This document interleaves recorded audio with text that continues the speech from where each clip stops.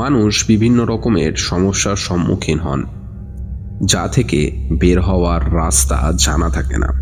গরুড় পুরাণে বলা আছে যে মৃত্যুর পর আত্মা তার কর্ম অনুসারে স্বর্গ বা নরকে যায়, তবে কোনো কোনো আত্মা থেকে যায় যারা ইহলোক ও পরলোকের মাঝখানে ঘুরে বেড়ায়। এই অতৃপ্ত আত্মাদেরই অশুভ আত্মা বা ভূত বলা হয়ে থাকে। এই আত্মারা কোথাও স্থান না পেয়ে জীবন্ত মানুষের ভেতরে প্রবেশ করার চেষ্টা করে। আবার অনেক সময় পুরনো বাড়িতে খুন আত্মহত্যা ঘটে থাকলে ভূত প্রেত থেকে যায় সেখানে। গরুড় পুরাণ অনুসারে কোনো কোনো মানুষ তাদের কর্মের দ্বারা অশুভ আত্মাকে নিজের প্রতি আকর্ষণ করে। এক্ষেত্রে বাড়িতে বিভিন্ন রকমের উপদ্রব ও সমস্যার সৃষ্টি হয়। সেটি বাড়ির সদস্যদের শারীরিক ও মানসিক অসুস্থতা হতে পারে। বাড়িতে ভূতের বা ছায়ার উপদ্রব হতে পারে। বাড়ির সদস্যরা হঠাৎ করে কোনো প্রেতের অবয়ব দেখতে পারেন। তাকে অনুসরণ করে কিছু দেখতে গেলে তাকে আর খুঁজে পাওয়া যায় না। প্রেত চালনা হতে পারে। কোনো ব্যক্তিকে লক্ষ্য করে এটি করা হয়। সেক্ষেত্রে প্রেত বা অশরীরী সেই ব্যক্তির দেহে প্রবেশ করে। তখন সেই ব্যক্তি অদ্ভুত আচরণ করে। গায়ে অমানসিক শক্তি চলে আসে। শরীর মন নিয়ন্ত্রণে থাকে না।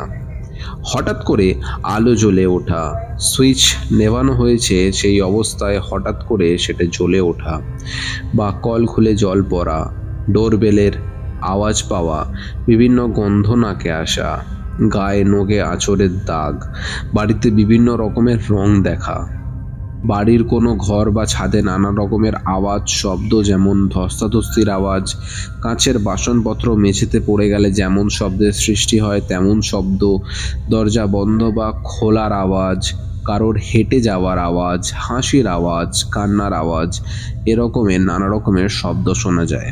অথচ যেখান থেকে শব্দ আসছিল সেখানে পৌঁছানোর পর সেরকম কিছুরই হদিশ পাওয়া যায় না। ঘর বন্ধ খোলার পর দেখা গেল জিনিসপত্র বা আসবাবপত্র নিজের স্থান পরিবর্তন করেছে। বাড়িতে পোষা জীবজন্তু যেমন কুকুর বা বেড়াল হঠাৎ করে তারা অস্বাভাবিক আচরণ করতে থাকে। গভীর রাতে বা দুপুরে কোনো কারণ ছাড়াই কুকুর বা বেড়াল ডাকতে থাকে। পোষা কুকুর, বেড়াল বা টিয়া পাখিকে রাত্রিবেলা ঘেরা জায়গায় কেউ বা কারা মেরে ফেলেছে। এরকম সব অস্বাভাবিক ঘটনাও ঘটতে থাকে।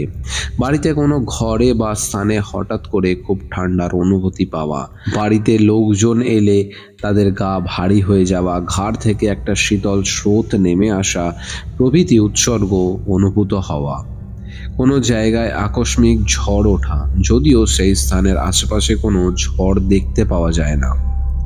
বাড়ির দেওয়ালে বিভিন্ন রকমের আঁচড়ের দাগ, কাঠের আসবাবপত্রে বিকৃত ছবি খোদাই, এই সব অতৃপ্ত আত্মার উপস্থিতিতেই হয়। এর কিন্তু বিশেষ বিশেষ প্রভাব থাকে বাড়ির সদস্যদের ওপর। তার মধ্যে শারীরিক অস্বস্তি, অর্থনৈতিক ও মানসিক সমস্যা অন্যতম। ভাগ্য বিড়ম্বনায় ও পথ খুঁজে না পাওয়া নিশিডাক। বাড়ির ভৌতিক উপদ্রবের একটি কারণ হচ্ছে বাস্তুদোষ। এছাড়া সদস্যদের গ্রহ দোষ থাকলে ভূতের উপদ্রব হতে পারে। এছাড়া কোনো বাড়ি যেখানে আত্মহত্যা কেউ করেছে বা খুন হয়েছে সেখানেও প্রেতের উপদ্রব হয়।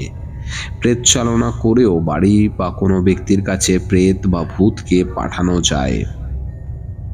হিন্দু শাস্ত্রে মুনি ঋষিরা বিভিন্ন সমস্যার সমাধান দিয়ে গেছেন।